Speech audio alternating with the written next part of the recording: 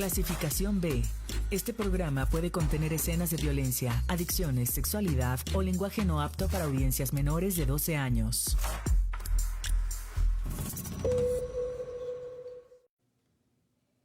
Ariadna Montiel dejará la Secretaría del Bienestar, que es la institución encargada de gestionar los programas sociales del gobierno federal, para buscar la dirigencia del partido Movimiento Regeneración Nacional. El próximo domingo 3 de mayo, Morena realizará su 8º Congreso Nacional Extraordinario para renovar la Secretaría de Finanzas y la dirigencia nacional, que había sido presidida por Luisa María Alcalde Luján, quien ahora ocupará el cargo de consejera jurídica del Gobierno de México por invitación de la presidenta Claudia Sheinbaum. Asimismo, se informó que Citlali Hernández, quien era secretaria de las Mujeres, se desempeñará como presidenta de la Comisión Nacional de Elecciones del partido, lo que refleja que este es un movimiento interno y es una realidad política cada vez más visible. Las mujeres están ocupando espacios clave en la toma de decisiones. Deja la Secretaría de Bienestar porque quiere avanzar en otras tareas del movimiento al que pertenecemos todas y todos, hoy desde el gobierno, defendiendo la transformación de la vida pública de México, y Ariadna quiere ir a encabezar otras tareas.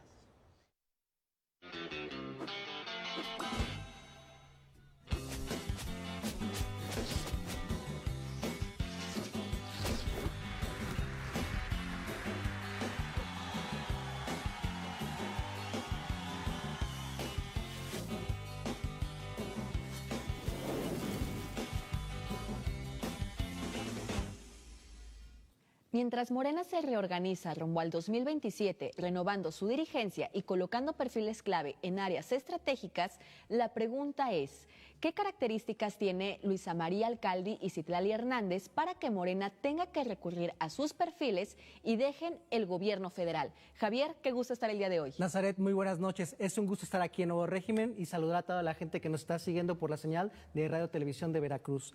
Muy buena pregunta.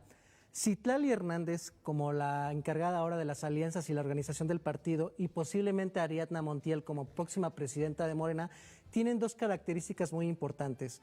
Pertenecen a la génesis de cómo se formó el movimiento partido. Antes de que Morena se institucionalizara como un partido político con registro nacional, fue un movimiento social. En ese contexto que tenemos que entender que el expertise político que tienen estas dos actrices políticas es muy peculiar, a diferencia de lo que va a ser las dirigencias de otros partidos como lo que puede ser el PRI, el PAN, Movimiento Ciudadano.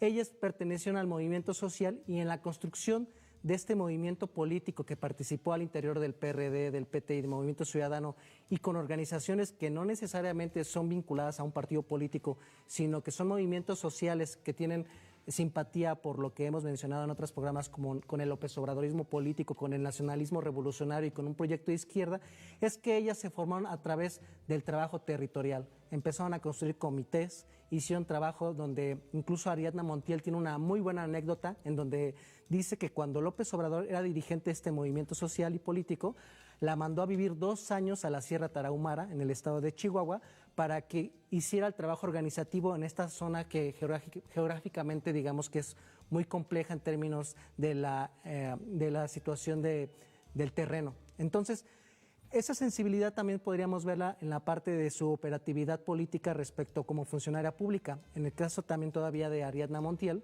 ella fue encargada del transporte público en la Ciudad de México cuando Marcelo Ebrard era jefe de gobierno en la Ciudad de México, y en la parte constructiva de lo que fue el programa emblema de la 4T, que es la construcción del sistema de los programas del bienestar, Ariadna Montiel demostró eficiencia tanto en la administración de López Obrador como de la presidenta Claudia Sheinbaum en construir ese esquema que se convirtió en el emblema más importante y característico de lo que es este proyecto político. ¿Por qué? Porque estamos hablando que se construyó una estructura territorial de 26,000 servidores de la nación que tuvieron la capacidad de poder tener una cobertura en todo el territorio nacional, en zonas rurales, en zonas urbanas, en zonas con selva, con clima cálido, con clima húmedo. Y al tener esta cercanía en territorio, nos damos cuenta de que tuvo un éxito la implementación de este programa emblema que fueron los programas del bienestar, porque prácticamente se llegó a que el 82% de las familias mexicanas tengan algún tipo de programa social. Bien se dice que la política, una de las políticas de la actual administración es más territorio y menos escritorio, es decir, adentrarse a la vida pública de las personas que realmente necesitan resultados dentro de la administración pública. Y también alguien que ha entendido esta encomienda, aparte de lo que relatas de Ariadna Montiel, ha sido alcalde Luján también. Y Citlali Hernández, que son las tres mujeres figuras clave ahorita en la política y que al menos alcalde Luján, tanto como Citlali, han tenido una formación política administrativa desde el sexenio pasado con Andrés Manuel López Obrador.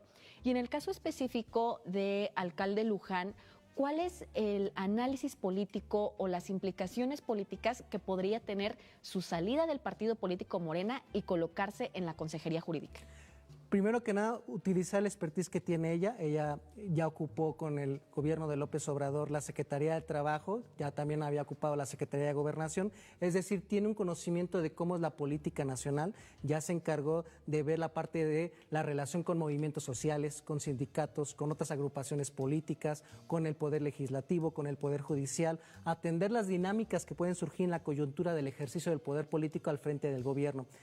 Y creo que esa característica que tienen estas tres políticas mexicanas parte de la lógica de que tienen la experiencia administrativa, tienen la formación académica y también tienen el trabajo territorial.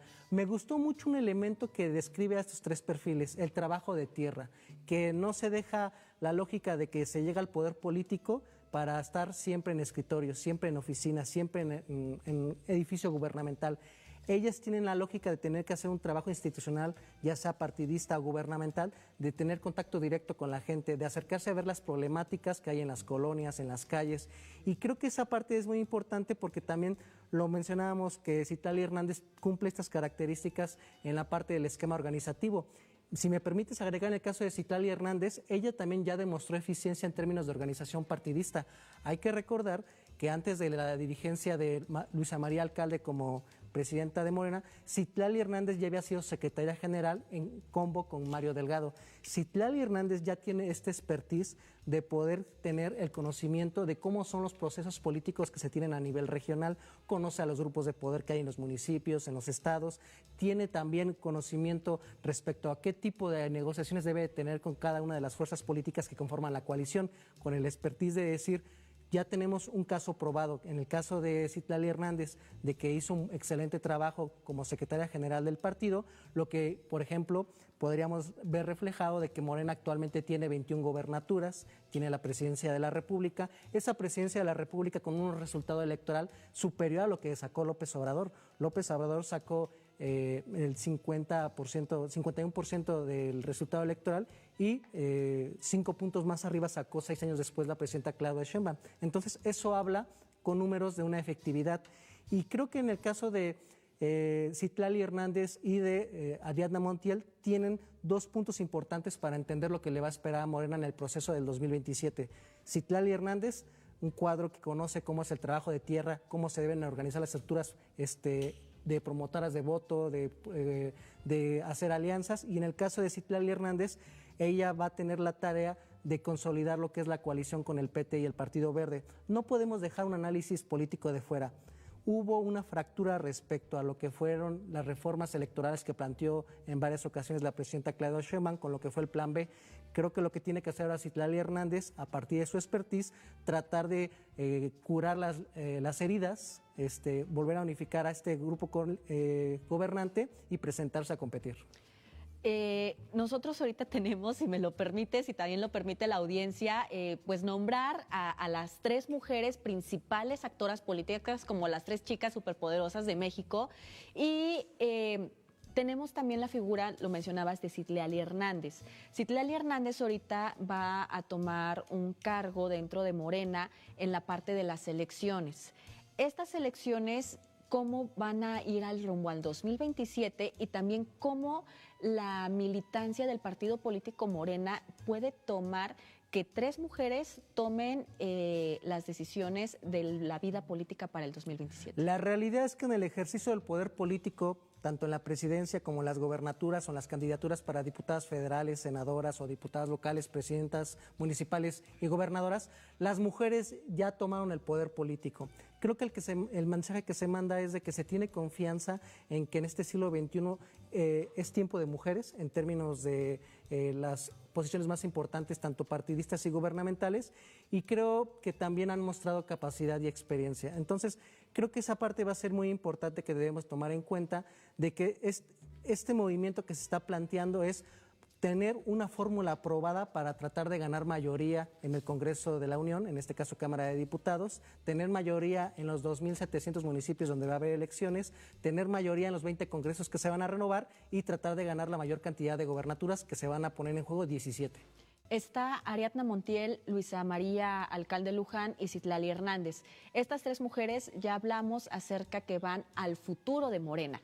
Pero, ¿qué están haciendo el PRI, el PAN, Movimiento Ciudadano con respecto a las elecciones del 2027? No se están preparando territorialmente. Creo que estos partidos deberían tomar en serio de que Morena está haciendo los ajustes, los cambios políticos que va a requerir para poder ganar el proceso electoral en el próximo año. El PRI prácticamente hubo un rasuramiento de todos los grupos que operaban al interior para que Alito Moreno tuviera el control absoluto y pudiera asegurar su permanencia en la presidencia del PRI con los cambios de los estatutos. El PAN prácticamente regresó a sus orígenes de extrema derecha, en donde trata de replantear a que la ciudadanía se integre al partido porque apenas tiene el número suficiente de militantes para no perder el registro. Y en el caso de Movimiento Ciudadano, tiene una disfuncionalidad de un proyecto, porque se adapta de acuerdo a cada una de las regiones el tipo de política y de promoción que quiere dar. Entonces, Movimiento Ciudadano en Jalisco es muy conservador, es el PAN naranja, y en la Ciudad de México quieren agarrar banderas progresistas. Entonces, si el PRI, el PAN y Movimiento Ciudadano no toman en serio un trabajo territorial, la construcción de candidatos y sobre todo preparar el terreno de buscar una alternativa a lo que ya ha sido aceptado dentro de la 4T, van a perder otra vez la mayoría en la Cámara de Diputados, la mayoría de las gobernaturas, las presidencias municipales, los congresos estatales. Y un último dato, creo que este movimiento que hizo la Presidenta de la República al interior de su partido es muy importante porque la Presidenta de la República todavía tiene un nivel de aprobación más alto que el partido. Pues nos quedamos con más territorio, menos escritorios y que por supuesto es tiempo de mujeres. Vamos al siguiente tema.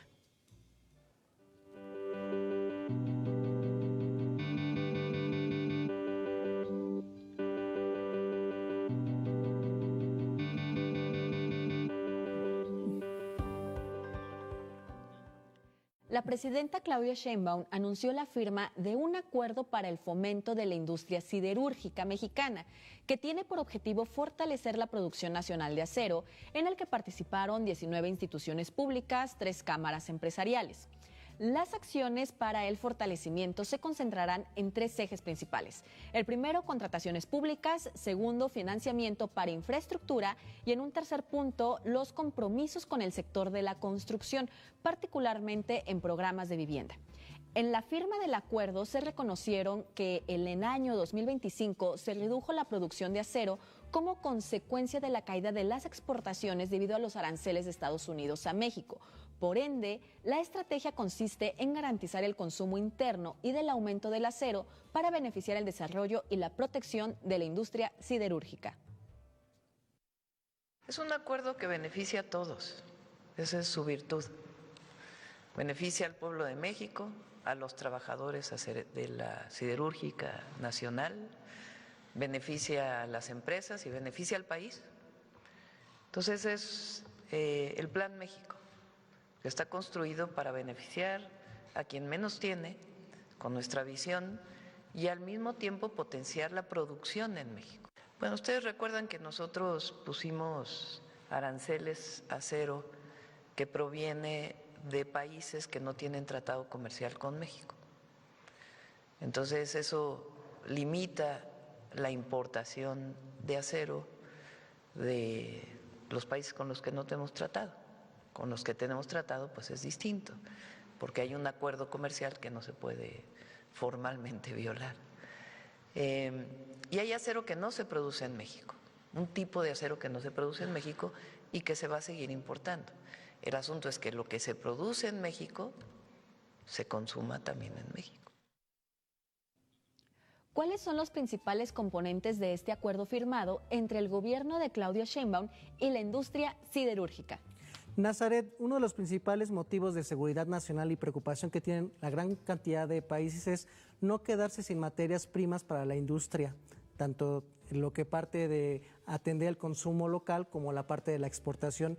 Y sin duda el acero es una parte muy importante para lo que es cualquier proyecto de desarrollo industrial. La parte de que en Estados Unidos existen sanciones a otras naciones que empiezan a tener exportaciones con China, su principal competidor en términos de la industrialización, y la parte de meter aranceles a la importación de acero a su territorio para proteger esa industria nacional, ha obligado que la presidenta Claudia Sheinbaum y este sector se sienten a negociar. Y me parece un punto muy importante porque la narrativa política que tiene la oposición en contra de Morena, del proyecto de la presidenta Claudia Sheinbaum, es decir, que no se tiene buena relación con la iniciativa privada. Creo que este tipo de medidas que hace la presidenta Claudia Sheinbaum mandan un mensaje de que se va a apoyar a lo que es un proyecto de soberanía, se va a apoyar a la iniciativa privada que genera aproximadamente más de 90,000 empleos en esta parte importante de lo que es la industria del acero, que tiene ya una inversión comprometida de 8,500 millones de dólares, y creo que esa parte va de la mano con lo que es el desarrollo del Plan México, que consiste en crear grandes sistemas de infraestructura que ayuden a dar conectividad al país, generar hospitales, generar escuelas y sobre todo que se van a requerir gran cantidad de acero para tener obras que puedan permitir el crecimiento económico de todas las regiones de nuestro país. Lo que acabas de mencionar es relacionado al Plan México, ¿no? Cómo México se va a beneficiar con este acuerdo firmado con el acero.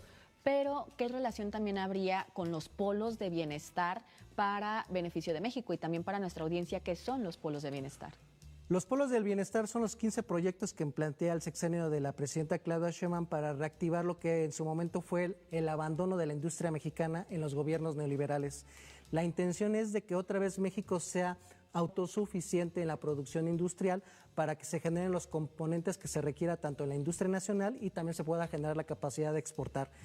Esto quiere decir que se van a generar las condiciones económicas para que se pueda tener una mano de obra calificada especializada en profesionistas y técnicos que a la vez va a generar mucha fuente de empleos. Entonces, cuando estamos hablando de que la industria mexicana va a tener otra vez un apoyo gubernamental, hablamos de que vamos a dar la oportunidad de que estos 15 proyectos de desarrollo industrial que va a haber por todo el país, en las diferentes regiones que tenemos, tengan las materias primas aseguradas para que pueda existir ese crecimiento industrial.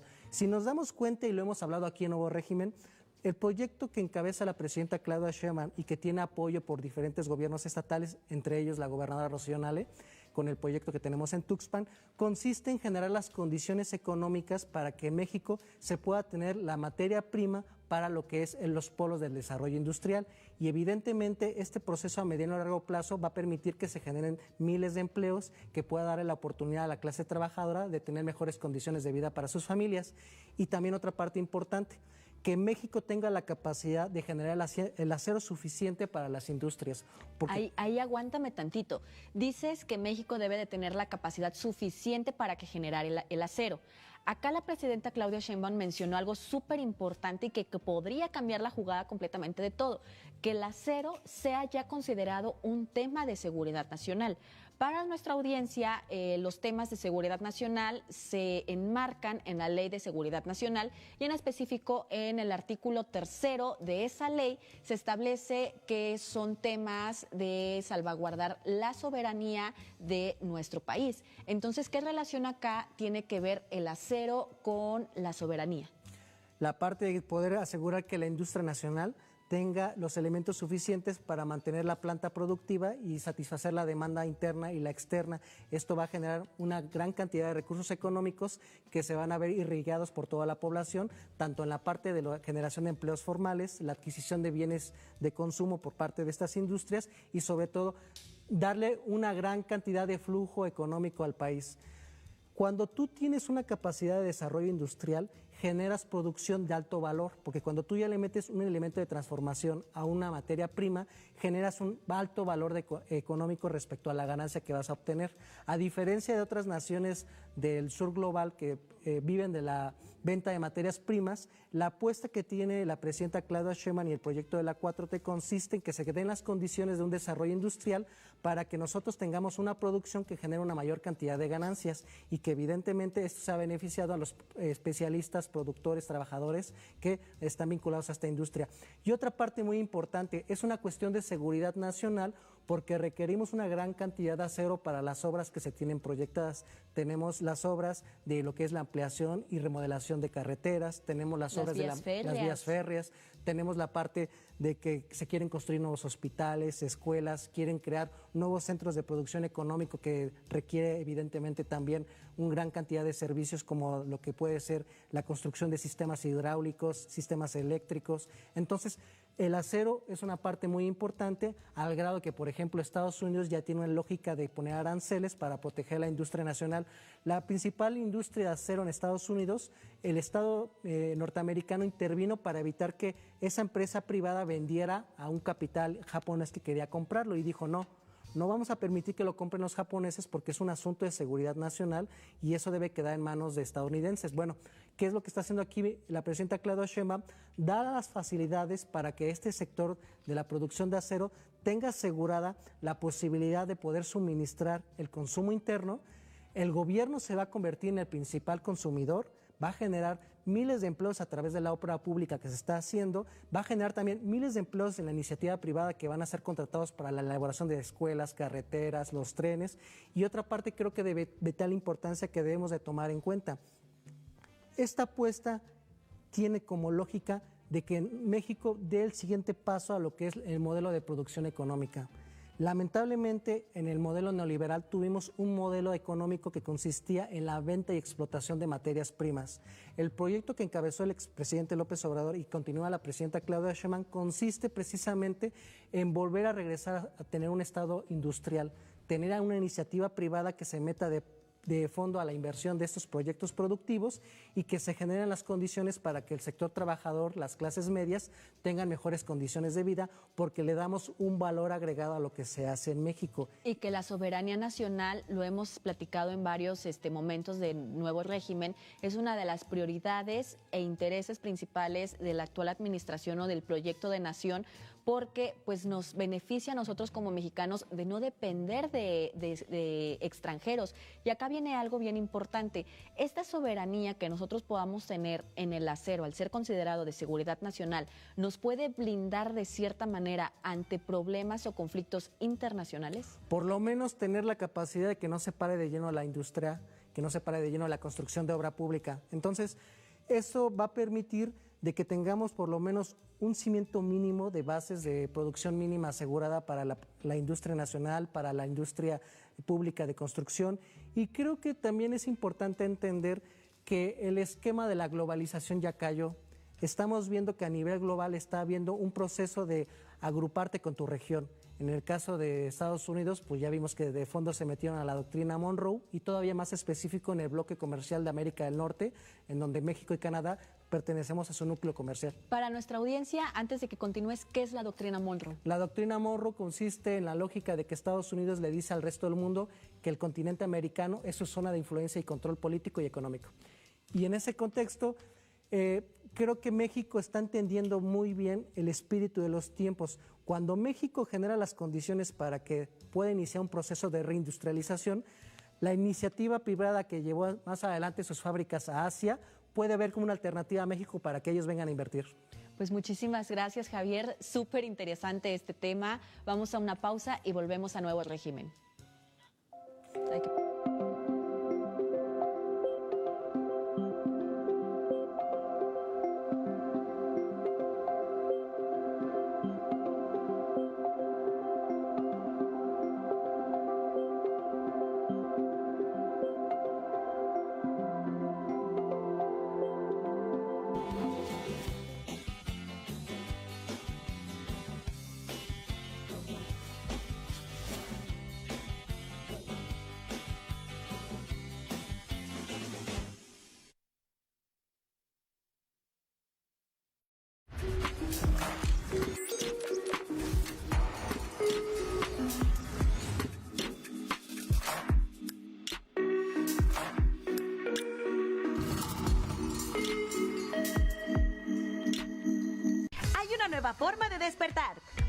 la mejor información para comenzar tu día. Música que te acompaña cada mañana. Entretenimiento, cultura y grandes historias. Salud, bienestar y cuidado de nuestro entorno. Todo en un solo lugar, para empezar bien el día. Sus pies hablan de la tierra.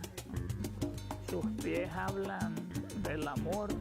Yo sentía que la sangre me corría muy fuerte en mi cuerpo cuando escuchaba la música. Zapatera es como parte de mi vida, de sentir, de expresar lo que siento, de hacer música, de hablar con los pies. Paulino, de los pies al corazón. Estreno martes 12 de mayo a las 18 horas por TV+. Hola, Veracruz. Estamos aquí. Así como el jaranero alista sus cuerdas para los sones que retumban en las olas del Golfo de México, y el recolector que, al amanecer, remanga su camisa para cortar el café. Hoy estamos listos. Jugaremos por cada niño y niña veracruzana que sueñan un día portar estos colores, por los abuelos y padres que aman esta franela que representa la fuerza, grandeza, pero también la alegría y algarabía de una tierra heroica con mucho sabor. Al ponernos este uniforme, sabemos el legado y compromiso que llevamos de un equipo que ha luchado con todo y contra todos por 123 años desde que el águila nació entre mar y arena. Sabemos que el camino no será fácil, pero ¿cuándo lo ha sido para nosotros? La luna de plata será nuestro testigo de que daremos pelea en cada terreno que pisemos hasta el último out.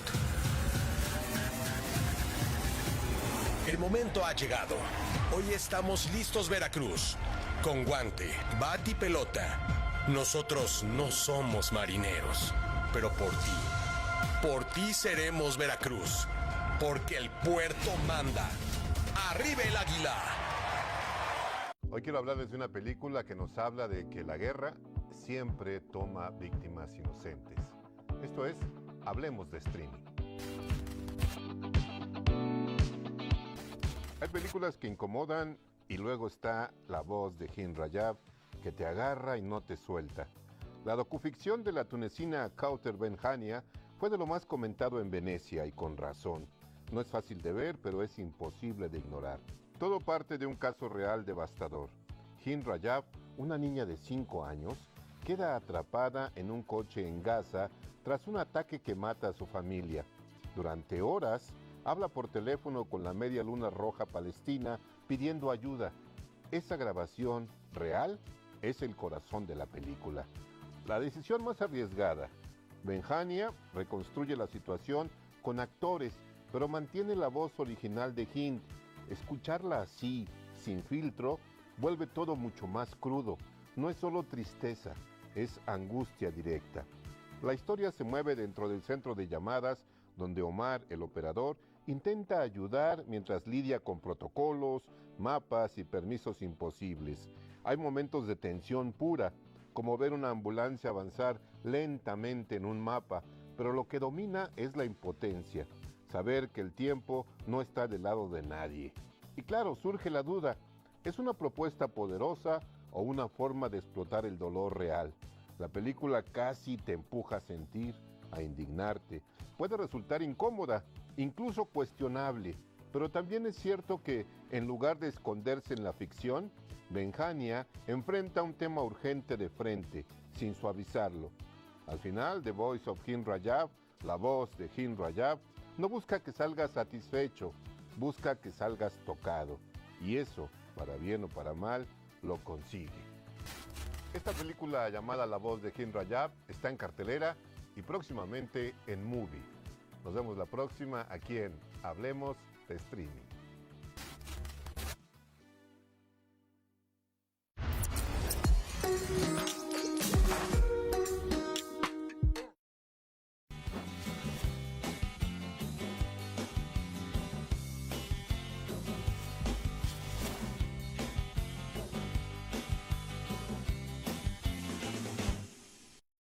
Veracruz se prepara para una nueva etapa de crecimiento turístico con obras e inversiones estratégicas que buscan detonar la economía y fortalecer la conectividad.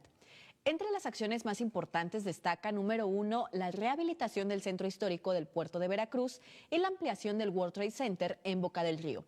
La segunda, la construcción del puente en Boca del Río, Veracruz y Alvarado, que permitirá un crecimiento urbano y tránsito constante en la región. En tercer punto, en la región de los Tuxtlas se impulsa la infraestructura vial para mejorar la conectividad y fortalecer la economía local, aunado al polígono turístico comunitario en esta misma zona, siendo este uno de los 13 que se establecerán a nivel nacional con miras al 2030. Todo esto acompañado de la estrategia de promoción turística Veracruz está de moda, diseñada para impulsar el turismo como motor clave del desarrollo económico y cultural de la identidad. Mientras esperan de un juego a otro que se vayan a disfrutar de las playas y de las bellezas de Veracruz, que está muy cerca. La playa más cerca que tiene Ciudad de México es Tuxpan. Veracruz es historia. Quien vaya a Veracruz se va a enterar cómo en América se conformó el mestizaje, que ahí llegaron todos, pero además hay vestigios, tenemos museos. Entonces, hay mucho que ver en Veracruz, pero lo más importante es la gente. Somos gente alegre, somos gente muy noble, muy cordial.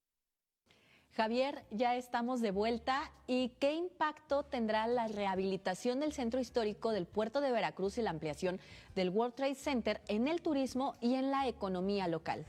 La región del puerto de Veracruz, en específico el centro histórico, tiene las características para todavía ser un punto importante del turismo nacional e internacional.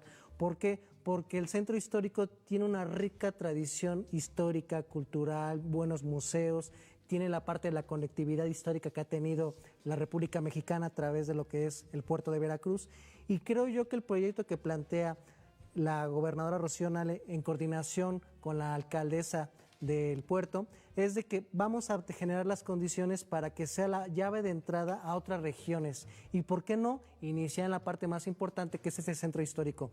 Cuando estamos conscientes de que tiene una gran cantidad de historia, de cultura, de patrimonio arquitectónico, se generan las condiciones para que sea la punta de lanza de lo que más adelante puede ser distintos tipos de turismo que van a llegar. Algo que me ha parecido muy interesante de la gobernadora Rocío Nale es que quiere diversificar las formas en las que el turismo va a llegar a Veracruz y que pueda elegir alternativas. Puede elegir las zonas arqueológicas, los parques naturales, las playas, la parte de conocer los museos, que evidentemente Veracruz tiene una rica historia, y la parte de las zonas históricas. Y otra parte importante que me parece muy visionario por parte de la gobernadora es la ampliación del World Trade Center que se ubica en el puerto de Veracruz y en Boca del Río. ¿Por qué? Porque estamos bien conscientes que ya estamos en una sociedad global en donde todo está interconectado en términos de la generación de congresos nacionales, internacionales, tanto de medicina, tanto de alimentos, tuvimos la Feria de Caballo.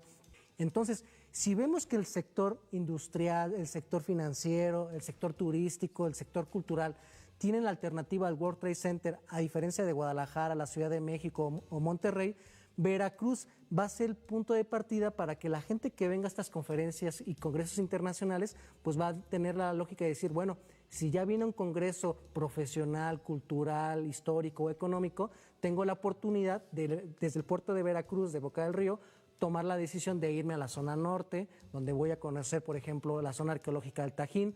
Puedo conocer las playas que están ubicadas en la región de Alvarado, Boca del Río, el puerto de Veracruz. Y que hay algo súper valioso del estado de Veracruz y que quizá nosotros como locales no lo lleguemos a percibir y mucho menos las personas que hemos vivido en la capital de Jalapa, pero nosotros tenemos la fortuna de que al menos a 2 horas de aquí podemos llegar a la playa, a la montaña, al bosque o al río y no nos damos cuenta o a veces no somos tan conscientes de la necesidad de conectar el estado de Veracruz con otros estados, lo mencionabas, por ejemplo, Estado de México, Ciudad de México, Puebla, Tlaxcala, que no tienen ninguno de estos atractivos naturales turísticos. Y en este sentido, ¿cuál sería la importancia y la visión que tiene la gobernadora de conectar Alvarado con Veracruz y Boca del Río? Pues simplemente en estos 3 municipios, si le sumamos Medellín, concentran el 22% de la población del estado veracruzano. Entonces, Cuando tenemos estas opciones en donde combinamos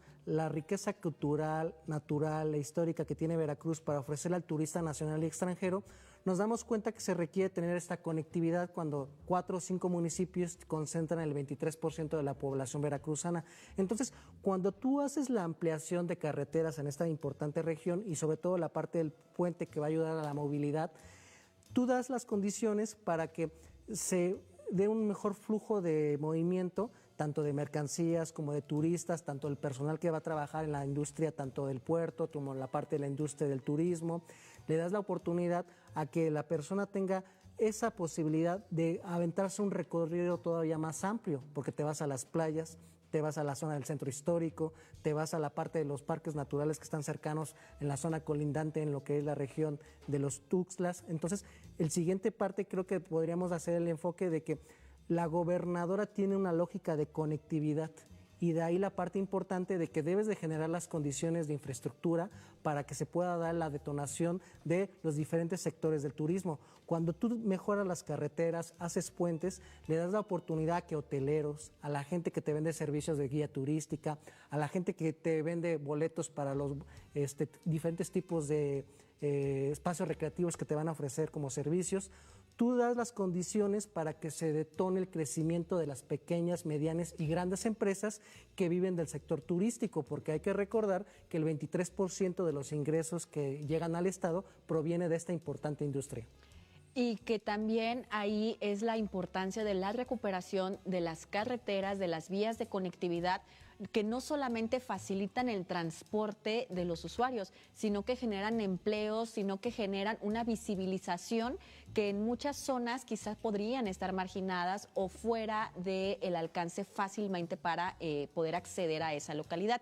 Y hay otro punto bien importante. Todas estas estrategias que hemos estado mencionando están englobadas en una específica que se llama Veracruz está de moda.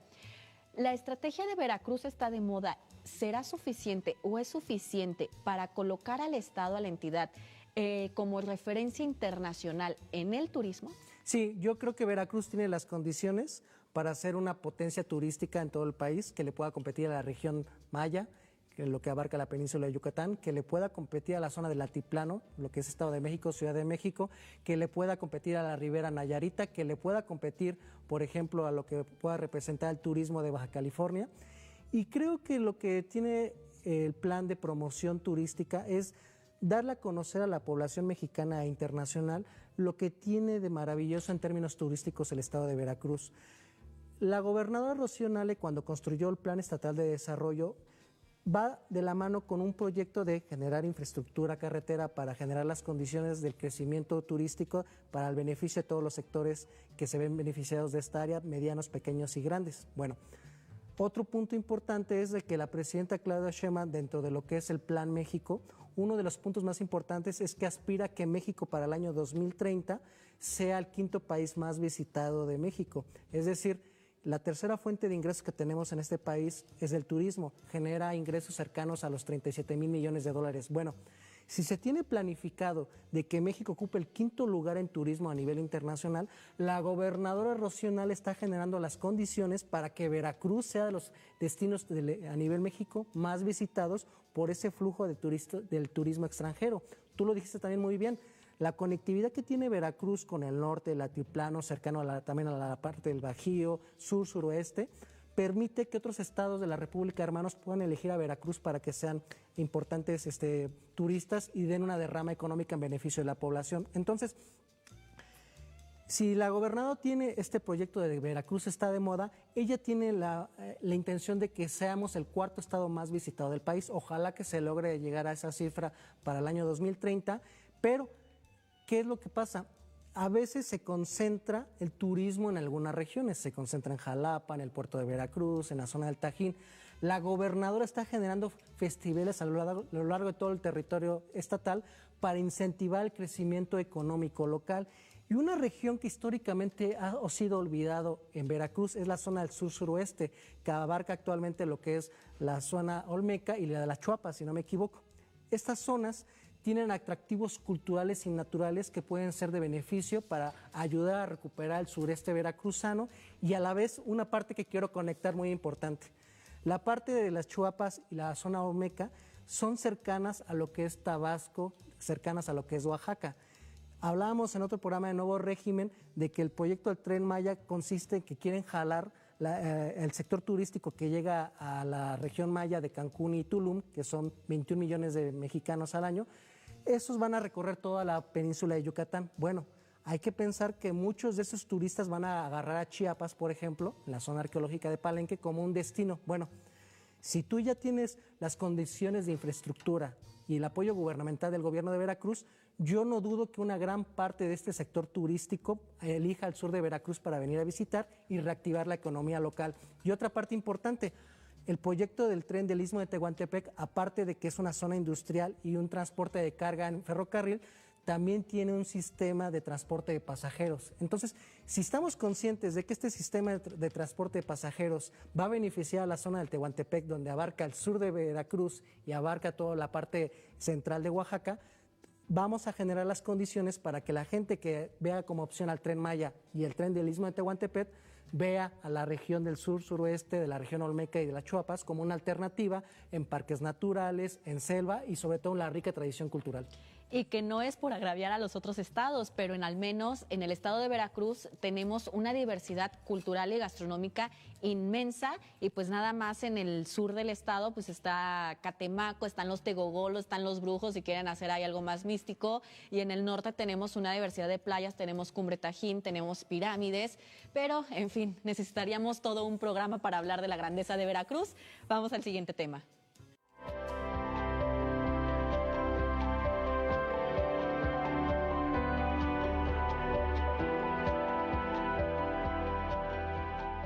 La guerra entre Rusia y Ucrania, iniciada en 2022, se ha consolidado como un conflicto indirecto entre Rusia y la Organización del Tratado del Atlántico del Norte, es decir, la OTAN, donde Ucrania se convirtió en el campo de batalla.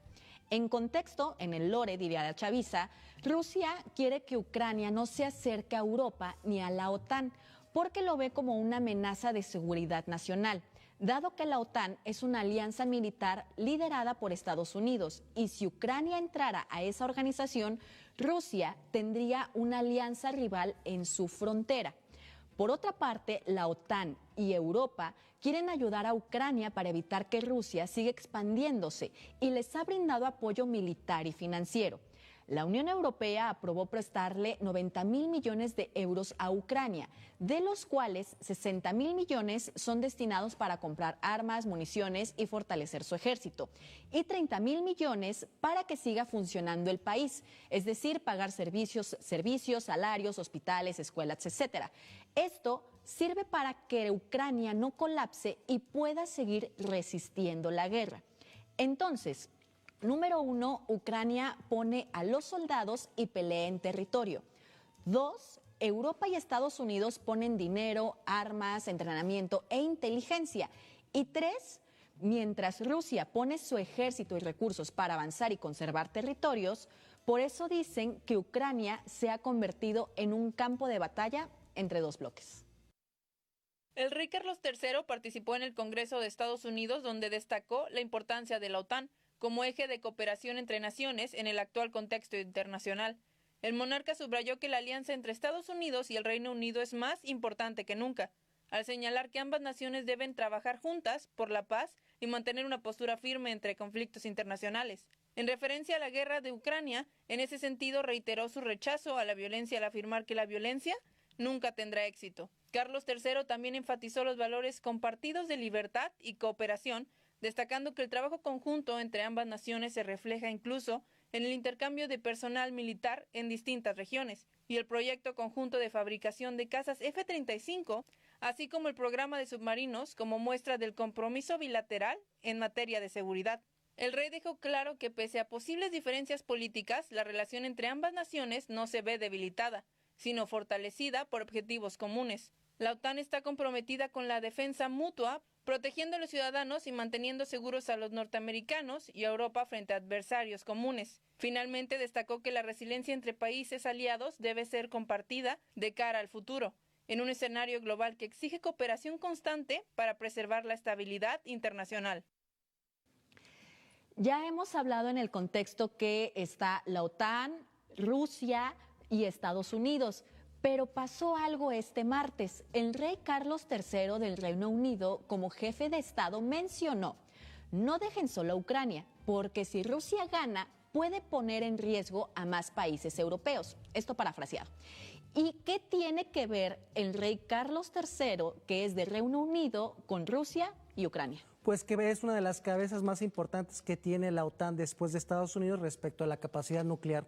Dentro de la OTAN solo hay 3 países que tienen esas características. La tercera fuerza nuclear es Francia. Es importante explicarle a la población que el problema que surgió en el año 2022 en Ucrania no surgió hace 3 años exactamente. Es el reflejo de la coyuntura regional que ha tenido históricamente Ucrania. No olvidemos que esta nación perteneció anteriormente a la Unión Soviética, lo que era la integración de 17 repúblicas y que más adelante en 1991 se desintegraron. La situación fue de que esas antiguas repúblicas que pertenecían a la URSS más adelante empezaron a tener acuerdos comerciales con la Unión Europea y tuvieron un acercamiento de alianza militar con la OTAN. La OTAN se formó como un contrapeso militar en contra del bloque socialista que encabezaba la Unión Soviética.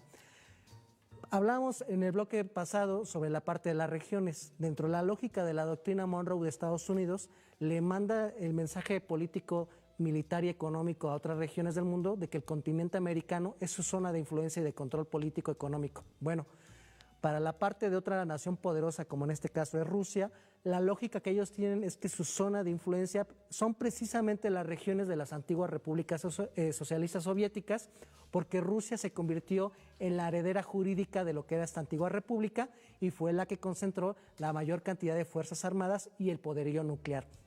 Entonces, la situación pasó de que las antiguas repúblicas soviéticas empezaron a poner bases de la OTAN en territorio frontera con Rusia. Y uno de los propósitos que se tenía por parte de la OTAN era integrar a Ucrania.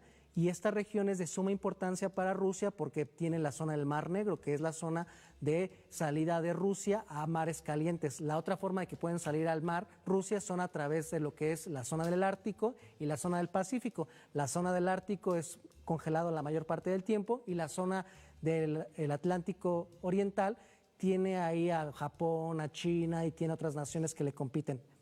¿La desintegración de la URSS tiene algo que ver con el conflicto que ahorita estamos viendo o ya es un problema que lo vienen arrastrando desde hace muchos años y quieren posicionarse? Es algo que se está arrastrando. ¿Por qué? Porque cuando la OTAN planteó la integración de Ucrania a ese conglomerado de países aliados en términos militares, marca una pauta para que Rusia empiece a tener una lógica de invasión a Ucrania. La región de prácticamente la mitad del país pertenece a los sectores eslavos que son rusófonos. Entonces, la situación política al interior de Ucrania es de que había 2 bloques, el bloque que era a favor de la Unión Europea y el bloque que era a favor de su cercanía con Rusia. Entonces, el conflicto surgió precisamente porque dentro de esa escalada de conflictos que hubo entre la Rusia y la OTAN, Ucrania fue el siguiente paso para intentar poner bases militares cercanas a las fronteras de Rusia, en esa parte muy importante en términos geopolíticos para Rusia. ¿Qué es lo que pasa? Ucrania formalmente no pertenece a la OTAN, pero los países de manera independiente empezaron a suministrar apoyo militar y apoyo financiero. Y aquí se generó el conflicto, la extensión de estos 2 bloques militares poderosos y Ucrania está sufriendo las consecuencias de este conflicto armado. Ucrania, mencionaste que tiene 2 bloques internos. Sé que en la guerra pues no hay ganadores, no hay perdedores, siempre hay desastres, siempre hay tragedia, pero de esos 2 bloques, ¿quién es el más poderoso o quién ganó? La parte que actualmente tiene el control Rusia es la zona que tiene mayor cantidad de recursos naturales, tiene tierras raras y sobre todo, aparte de las tierras raras, tiene la zona más fértil del planeta. Entonces, aparte de una cuestión geopolítica, también hablamos de recursos naturales. Entonces, ¿por qué la OTAN, de manera individual entre sus miembros, no quieren que caiga Ucrania? Porque saben que esto es un paso más para el resurgimiento militar de Rusia en términos de lo que era su antigua zona de influencia.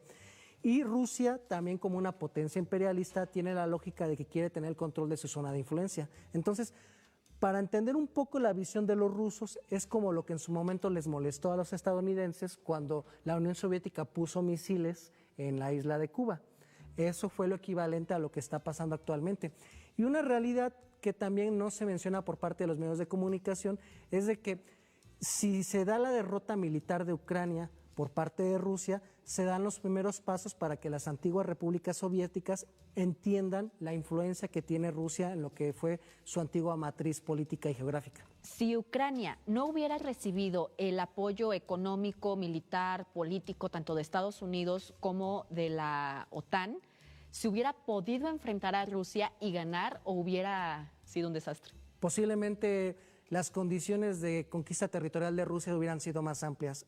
Creo que es importante hacerle hincapié a las personas que debemos de entender el contexto de los intereses de seguridad nacional de Rusia, los intereses de seguridad nacional de Estados Unidos y que lamentablemente, ya no con la lógica de la Guerra Fría, a veces las potencias agarran a terceros países como una zona de control y de influencia y de lidiar sus asperezas económicas y militares económicas. Y en el caso de Ucrania es un reflejo de lo que puede ser el conflicto de dos superpotencias. Y creo yo que es un importante dato que debemos de abordar, que el conflicto en Medio Oriente está distrayendo la atención de canalización de recursos, pero con esta bocanada de 90,000 millones de euros que le dio la Unión Europea, le va a dar la oportunidad de que Ucrania tenga mayor capacidad financiera de sostener su conflicto armado y que lamentablemente el conflicto va a influir todavía en el mundo porque se va a ampliar la cantidad de tiempo en donde se van a ver afectados los mercados internacionales.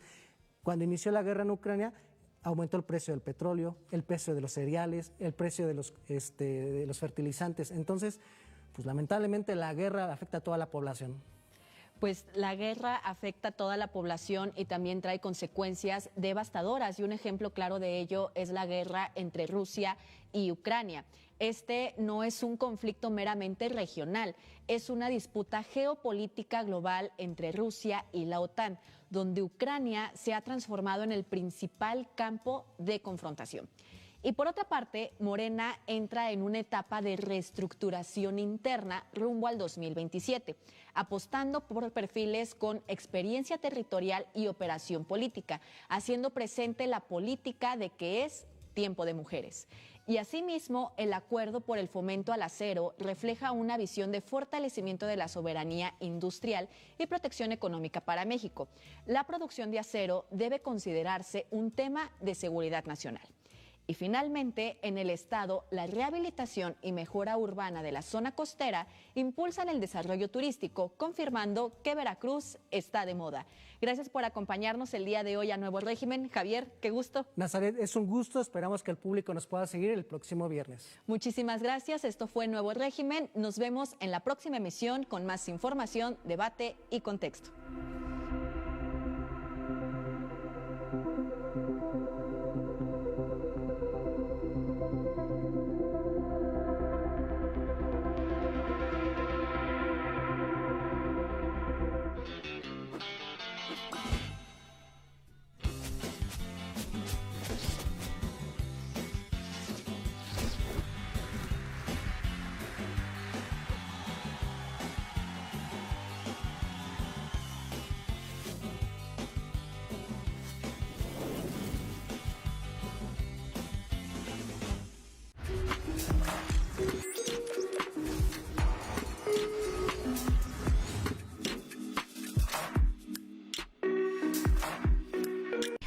Nueva forma de despertar.